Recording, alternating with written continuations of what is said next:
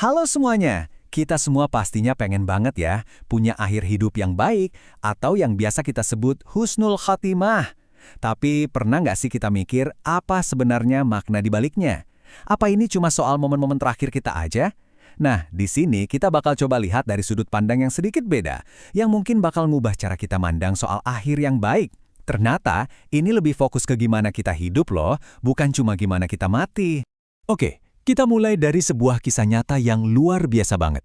Coba bayangin ya, ada seorang pria lagi di Arafah pas puncak-puncaknya ibadah haji bareng sama Rasulullah. Tiba-tiba, dia jatuh dan meninggal dunia. Akhir hidupnya tuh begitu spesial, sampai-sampai Nabi sendiri yang bilang kalau dia akan dibangkitkan sambil melantunkan talbiyah, kalimat pujian yang sama persis yang dia ucapkan pas lagi haji. Kisah ini itu jadi gambaran klasik banget soal akhir yang sempurna. Nah, kisah tadi itu contoh sempurna dari apa yang biasanya kita bayangin soal akhir yang baik. Sekarang, yuk kita lihat tanda-tanda umum lainnya. Nah, ini nih contoh-contoh yang paling sering kita dengar kan. Orang yang meninggal pas lagi sujud, atau di tengah bulan puasa, atau mungkin pas banget abis sedekah. Momen-momen kayak gini tuh inspiratif banget, dan jadi ya semacam dambaan banyak orang sebagai penutup hidup yang ideal. Jadi, poin krusialnya begini. Akhir yang indah kayak gitu tuh bukan kebetulan. Ada sebuah prinsip yang bilang kalau keadaan meninggalnya seseorang itu ya cerminan dari kebiasaan hidupnya. Kalau hidupnya diisi dengan sholat, ya kemungkinan besar ia akan wafat dalam keadaan sholat juga. Ini tuh hasil dari sebuah pengabdian seumur hidup. Pertanyaannya penting banget. Emangnya husnul khotimah itu cuma buat mereka yang meninggal di momen-momen yang kelihatan luar biasa di mata orang lain? Terus gimana nasib mereka yang meninggalnya biasa-biasa aja, atau bahkan dengan cara yang tragis? Nah, ini yang bikin kita perlu gali lebih dalam lagi. Sekarang yuk kita masuk ke inti pembahasannya. Kita akan coba definisikan ulang apa sih sebetulnya arti dari akhir yang baik itu? Nah, ini dia definisi yang lebih luas dan mendasar. Coba perhatiin, fokusnya itu geser. Bukan lagi soal gimana cara kita meninggal secara fisik, tapi soal keadaan spiritual kita pas momen itu datang. Keadaan di mana kita konsisten atau istiqomah di atas perintah Allah. Dan ini kalimat kuncinya yang mengubah segalanya. Dengerin baik-baik. Husnul khotimah itu bukan soal gimana cara kita meninggal, tapi soal gimana cara kita hidup.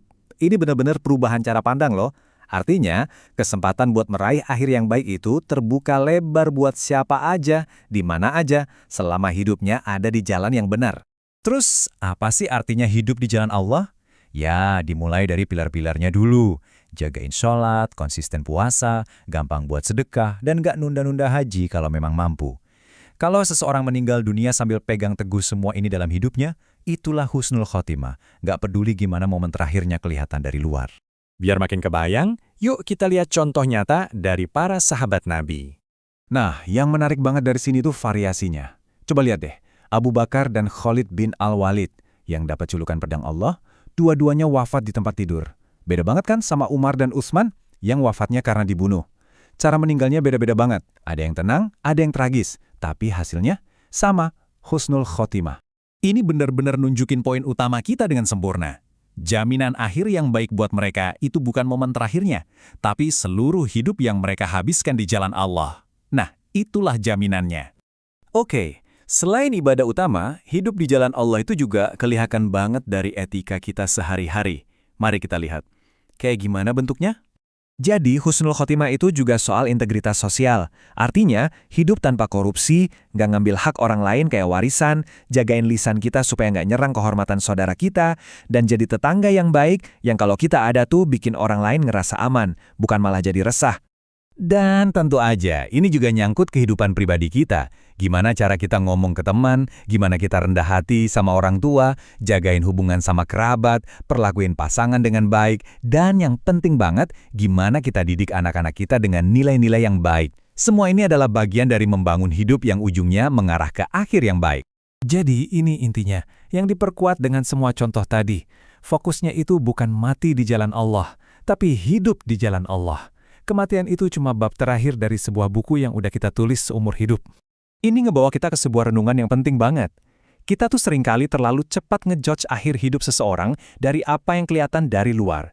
Tapi, siapa kita sampai bisa bilang tahu apa yang ada di hati orang pas di saat-saat terakhirnya? Jujur aja, kita nggak tahu apa-apa. Dan ini nih, pesan terpenting dari semuanya. Daripada kita sibuk jadi hakim buat akhir hidup orang lain, mendingan kita fokus ke diri sendiri aja yuk. Kita sibukin diri buat benerin hidup kita sambil terus-terusan minta sama Allah supaya kita dikasih akhir yang baik. Karena pada akhirnya, ini semua adalah tentang perjalanan pribadi kita masing-masing,